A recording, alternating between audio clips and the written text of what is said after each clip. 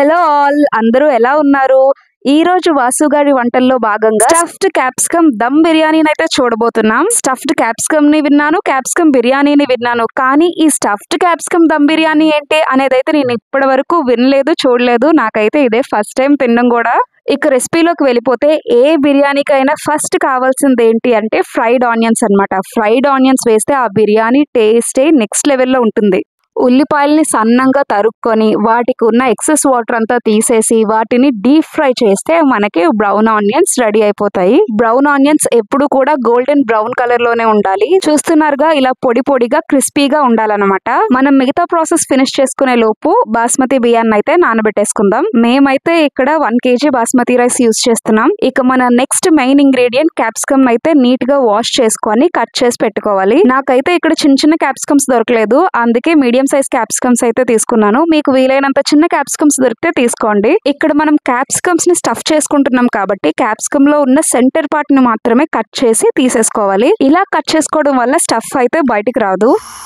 మనం క్యాప్సికమ్స్ అయితే కట్ చేసేసుకున్నాం కదా, ఇంకా దాంట్లో పెట్టాల్సిన స్టఫ్ ని అయితే రెడీ చేసేసుకుందాం. ముందుగా స్టవ్ వెలిగించుకొని ఒక కడాయి అయితే పొయ్యి మీద పెట్టుకొని దాంట్లో 2 టేబుల్ స్పూన్స్ ఆయిల్ వేసి అందులో 1 టేబుల్ స్పూన్ జీరా వేసుకోవాలి. ఆ తర్వాత కట్ చేసి పెట్టుకున్న 3 పచ్చిమిరపకాయలు, అలాగే కట్ చేసి పెట్టుకున్న 3 మీడియం సైజ్ ఆనియన్స్ కూడా వేసుకోవాలి.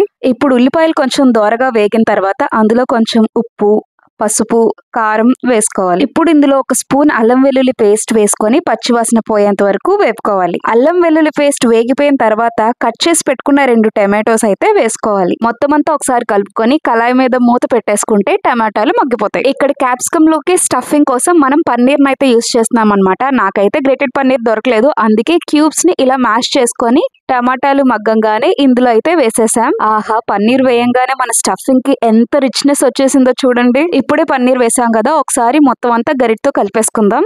నెక్స్ట్ ఇందులోనే కొంచెం కొత్తిమీర, అలానే కొంచెం గరం మసాలా పౌడర్ కూడా వేసుకుందాం. ఇప్పుడు ఇదంతా కలిపేసుకున్న తర్వాత ఇందులో మనం కోవా అయితే వేసుకోబోతున్నాం. ఇది ఆప్షనల్ అండి, నచ్చితే వేసుకోండి, లేదంటే లేదు. ఇప్పుడు ఇదంతా కలిపేసుకుంటే మన స్టఫింగ్ అయితే రెడీ.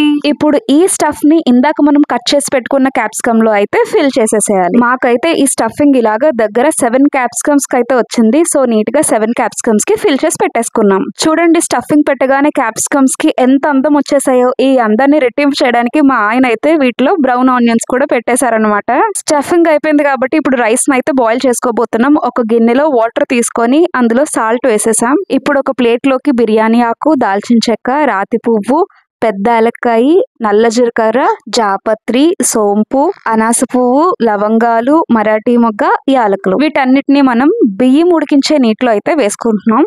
ఇప్పుడు గోరువెచ్చటి పాలల్లో కొంచెం కుంకుమ పువ్వు వేసుకొని పక్కనైతే పెట్టుకుందాం. ఇది స్టఫ్డ్ క్యాప్సికమ్ బిర్యానీ కాబట్టి మ్యాగ్నేట్ చేసుకోవడానికి ఏం లేదు, అందుకే మసాలాలన్నీ కలిపేసి అయితే పెట్టేసుకుందాం. ఫస్ట్ అయితే బ్రౌన్ ఆనియన్స్ వేసేసుకుందాం, తర్వాత పుదీనా, ఆ తర్వాత ఘాట్లు పెట్టుకున్న పచ్చిమిరపకాయలు, ఆ తర్వాత కొత్తిమీర. ఇప్పుడు ఇందులోనే 2 స్పూన్ల బిర్యానీ మసాలా పౌడర్, 2 స్పూన్ల పొడి కారం, 1/2 స్పూన్ పసుపు, 1 స్పూన్ జీరా పౌడర్, 2 స్పూన్స్ ధనియా పౌడర్, 1 నిమ్మకాయ, 1 కప్పు పెరుగు. ఇందులోనే 2 స్పూన్స్ ఆయిల్ వేసుకొని మొత్తం అంతా నీట్ గా కలిపేసుకోవాలి. ఇప్పుడు మనం నీట్ గా స్టఫ్ చేసి పెట్టుకున్న క్యాప్సికమ్స్ అన్నిటినీ కూడా ఇలా అమర్చుకోవాలి. వీటిని చూస్తుంటే నాకైతే ఇప్పుడే తినేయాలనిపిస్తుంది. మీకు ఎలా అనిపిస్తుందో కామెంట్స్ లో చెప్పండి. ఇందాక మనం నీళ్ళలో మసాలా సామాన్లు అన్ని వేసి మరిగించుకున్నాం కదా, ఇప్పుడు అందులో మనం నానబెట్టుకున్న బాస్మతి బియ్యాన్ని అయితే వేసేసుకున్నాం. మనం ఇందాక ఎసరులో వేసుకున్న బియ్యం 75% కుక్ అవ్వాలండి, గుర్తుంచుకోండి. 75% కుక్ అవ్వాలి.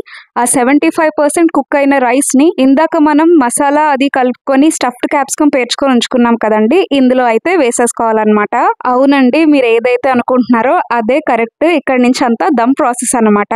ఇక్కడ నుంచి మనం రైస్ అంతా లేయర్స్ గా వేసుకుంటూ మధ్య మధ్యలో పుదీనా, కొత్తిమీర, ఇంకా బ్రౌన్ ఆనియన్స్ వేసుకుంటూ దమ్ ప్రాసెస్ అనేది ఫినిష్ చేస్తాం. ఇది ఇంకా ఫైనల్ స్టెప్ అండి. మొత్తం రైస్ అంతా వేసేసిన తర్వాత పైన కొంచెం నెయ్యి అయితే వేసుకోవాలి. ఇప్పుడు అలాగే కొంచెం కొత్తిమీర, పుదీనా, ఇంకా బ్రౌన్ ఆనియన్స్ అయితే వేసేసుకోవాలి. ఇక మన ఫైనల్ టచ్ నానబెట్టిన కుంకుమ పాలను అయితే వేసేసుకుంటే ప్రాసెస్ ఫినిష్. ఆహా, మూత తీయంగానే ఏం వాసన వస్తుందండి అసలు.